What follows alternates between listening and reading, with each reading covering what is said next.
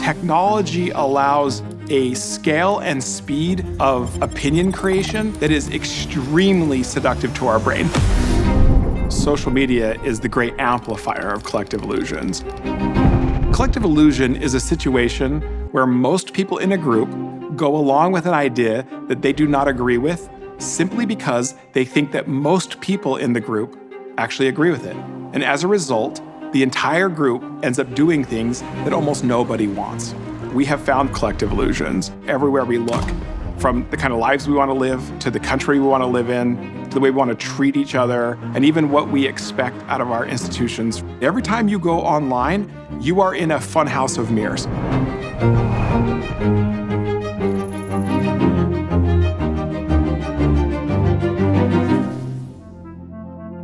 The greatest strength of social media is its democratizing tendency.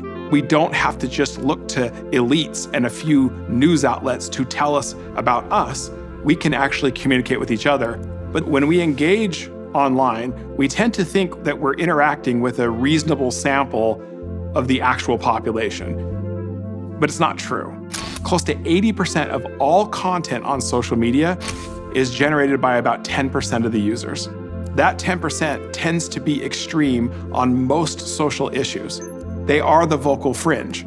When you have a vocal minority that is perceived as the majority, critical mass of us will actually either self-silence or we will actually go along to get along, and it becomes a self-fulfilling prophecy. This is how collective illusions form. It's not terribly surprising that some of the first people to start to use these tools to manipulate were leaders who need consensus to conserve power. Venezuela no le temblará el pulso para combatir a los grupos terroristas. An example of this is Nicolas Maduro, the leader of Venezuela. For a long time, it looked like on social media that he had a pretty good beat on the consensus of the people that he led. So almost everything that he would say, stories that were written about him that were positive, would be retweeted and shared, and it looked like this represented some kind of consensus. But it turned out a significant percentage of his so-called followers were actually what we call social bots. These are fake accounts that only exist to retweet anything positive about him or that he said, and importantly, to attack the opposition. When Twitter banned them, the real consensus was with the opposition. And that started to emerge and be retweeted as more and more people recognized that it was okay to say what they actually thought. Social media is a free-for-all in terms of who can shout the loudest and who can silence other people in the name of masquerading as a majority and manufacturing collective illusions.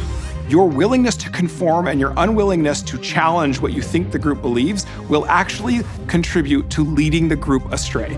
The solution to our online life is to get offline once in a while. The most important thing you can do is continue to have conversations with your family, with your neighbors, with your community. Don't carry that distortion over into the way you treat people in real life. This series is brought to you by Stand Together, a community of changemakers tackling our biggest challenges. And to learn more about how you can partner with Stand Together, visit standtogether.org.